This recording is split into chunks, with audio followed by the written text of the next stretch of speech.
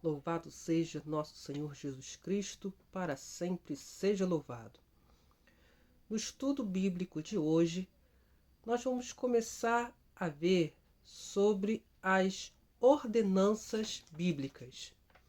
Hoje nós vamos falar de duas dessas ordenanças bíblicas. Uma que fala sobre o batismo e a outra que fala como devemos participar da ceia do Senhor.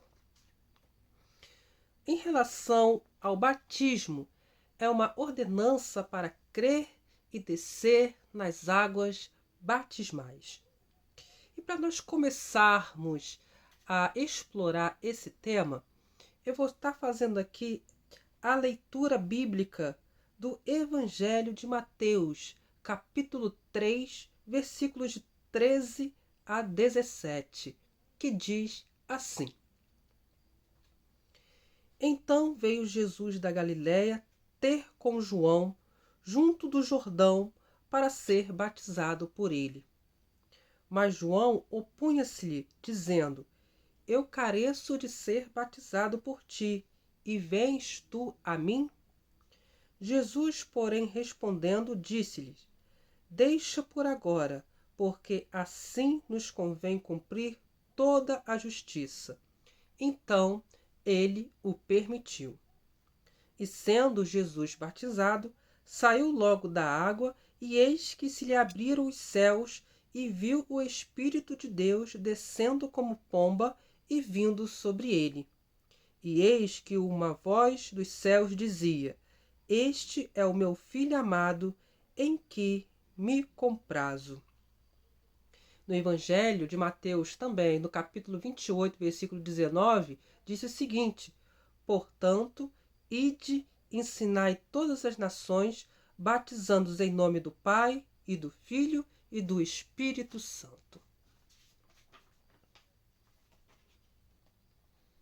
Então, gente, o batismo nas águas, é um ato simbólico importante para aqueles que decidem renascer na fé cristã. A salvação é para quem crê em Jesus. A palavra crer admite vários sentidos, entre eles ter fé, acreditar, confiar. O batismo é o processo inicial de aceitar Cristo e é apenas o começo de uma jornada de fé contínua. A nossa fé, ela não deve ser feita, não deve ser manifestada apenas em determinado momento. Nós devemos crer, nós devemos ter fé durante toda a nossa existência. Essa fé deve ser contínua, como indicado em Mateus, capítulo 24, versículo 13, que fala sobre a perseverança na fé. Crer não é apenas uma ação inicial, mas um caminho contínuo de confiança e de relacionamento com Deus. Para desenvolver uma fé, é essencial conhecer a palavra de Deus. Por isso, é muito importante nós conhecermos a palavra de Deus. É muito importante nós termos uma Bíblia em casa e sempre estar pegando, nem que seja um versículo, um pedacinho, um trecho, um capítulo por dia, para estar lendo e refletindo sobre a palavra de Deus e colocando ela em prática. A fé se fortalece e se aprofunda através do constante estudo e reflexão das Sagradas Escrituras. É uma prática de vida que se manifesta na obediência aos ensinamentos de Cristo. Ao reconhecermos Cristo diante dos homens, ele nos reconhece diante do Pai. Em situações excepcionais, o crer pode assumir um papel mais crucial do que o batismo. Um exemplo é o do malfeitor crucificado ao lado de Jesus, como está no Evangelho de Lucas, capítulo 23, versículos de 39 a 43. Esse malfeitor, reconhecendo Jesus como Filho de Deus, e admitindo sua inocência, recebeu a promessa do paraíso, mesmo sem ter passado pelo batismo. Para se tornar filho de Deus, é preciso receber Jesus como Senhor e Salvador. O batismo significa imergir, submergir e mergulhar.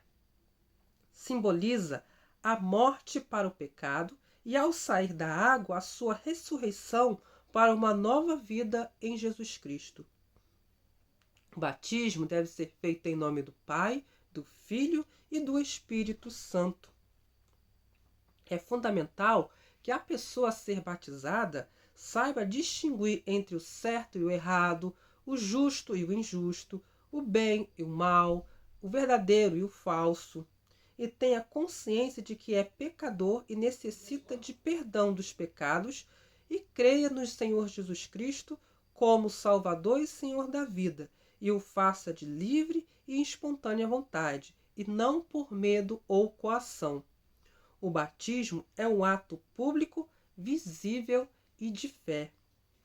Jesus não precisava ser batizado, mas ele foi batizado. Jesus não tinha pecado, mas batizou-se para que se cumprisse toda a justiça. O batismo de Jesus marca o início do seu ministério público. Lembrando que Jesus Cristo foi batizado por João Batista. A palavra arrependimento é do grego e significa mudança de mente, mudança radical de conduta, de atitude. O batismo pregado por João Batista é o de arrependimento para a remissão dos pecados. Quem vai ser batizado deverá responder positivamente às perguntas sobre a palavra. Você crê que a palavra de Deus é a verdade e conscientemente se compromete a ser obediente aos mandamentos bíblicos? Você crê de todo o coração que Jesus é o Filho de Deus e que morreu pelos seus pecados? Você crê na obra do Espírito Santo, nos dons espirituais? Você crê que existe céu e inferno e que o salvo em Cristo Jesus tem a vida eterna? Você crê que no arrebatamento da igreja que os estiverem vivos não experimentaram a morte?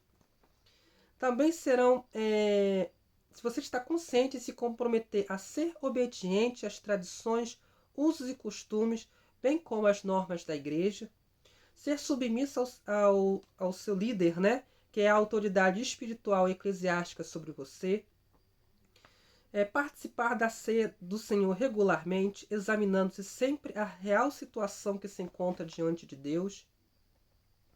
Se você se compromete a ser exemplo de vida para os outros e não ter de que se envergonhar, ser imitador de Deus como filho amado e imitador de Cristo no exemplo de Paulo, ser exemplo nos fiéis na palavra, no trato, no amor, no espírito, na fé, na pureza, ser sal da terra e luz do mundo. Então, essas são as condições que o cristão deve ter para ser batizado. Agora, em relação à ordenância de participação, né, do fiel para a ceia do Senhor, eu vou estar lendo aqui a leitura bíblica do 1 Coríntios, capítulo 11, versículo 23 até 26 e o versículo 28, que diz assim: Porque eu recebi do Senhor o que também vos ensinei, que o Senhor Jesus, na noite em que foi traído, tomou o pão, e tendo dado graças, o partiu e disse: Tomai e comei, isto é o meu corpo, que é partido por vós. Fazei isto em memória de mim. Semelhantemente, também depois de cear, tomou o cálice, dizendo: Este cálice é o novo testamento do meu sangue. Fazei isto todas as vezes que beberdes, em memória de mim. Porque todas as vezes que comerdes este pão e beberdes deste cálice, anunciais a morte do Senhor até que venha. Examine-se, pois, o homem a si mesmo, e assim coma deste pão e beba deste cálice. Então, gente, o que mostra aqui? Que a ceia do Senhor aponta para a continuidade da nossa comunhão com o Senhor pela nova aliança. A ceia do Senhor, ela serve para a nossa edificação, exortação e consolação. E a ceia nos direciona tanto para o passado, quanto para o presente, quanto para o futuro, né? No passado, por causa da memória, para nós nos recordarmos, nos lembrarmos, né? Que o sangue de Jesus vertido na cruz do Calvário, o seu corpo dilacerado, tudo isso por vossa causa, por amor a nós. Pelo presente que estamos fazendo hoje para aumentar a nossa intimidade e a comunhão com Deus, e mostrar que Deus, Jesus, está vivo e habita no meio de nós. E para o futuro, porque o futuro aponta a vinda de Jesus. A comunhão envolve santidade, mas também simplicidade e humildade. A chamada é para examinar a nós mesmos, fazer um autoexame, fazer uma análise minuciosa. É para julgar nós mesmos, lutar para melhorar nós mesmos, julgar com a palavra de Deus e não pelo que acha a sociedade ou o que é politicamente correto. O sangue de Jesus foi para nos purificar de todo o pecado.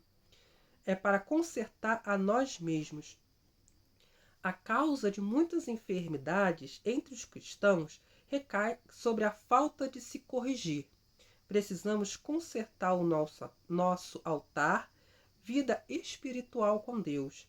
A comunhão com Deus nos faz pessoas saudáveis, que andam de cabeças erguidas e não têm do que se envergonhar. Quando somos disciplinados pelo Senhor, é para não sermos condenados com o mundo e perder a nossa alma, como diz no 1 Coríntios, capítulo 11, versículo 32.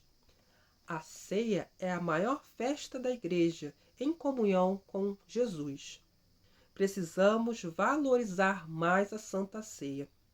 A igreja precisa estar junta, em harmonia, em paz, participando da comunhão, viver em comum, participar das mesmas coisas e ter unidade no Espírito Santo. A igreja é um corpo. No corpo há vários membros. A igreja se une e não fica isolada. A ceia deve ter uma regularidade. A perseverança é a alma dos vitoriosos.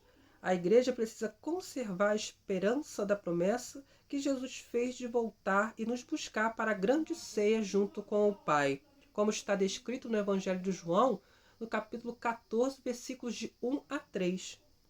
Esta é a maior esperança da pessoa em Jesus, um dia morar com ele na glória. A ceia declara a vida eterna e a ressurreição do último dia. Então, gente, se vocês não são ainda batizados, procure uma igreja e se batize. Porque o batismo é a nossa, vamos botar assim, nosso primeiro ato de fé, né? E assim a gente repudia o pecado. E que você, depois de ser batizado, para que você possa se adequar às normas da sua igreja, para que você possa participar da Santa Ceia do Senhor. Muito obrigado pela sua companhia. Acesse também o site tmnreligião.blogspot.com. Até a próxima.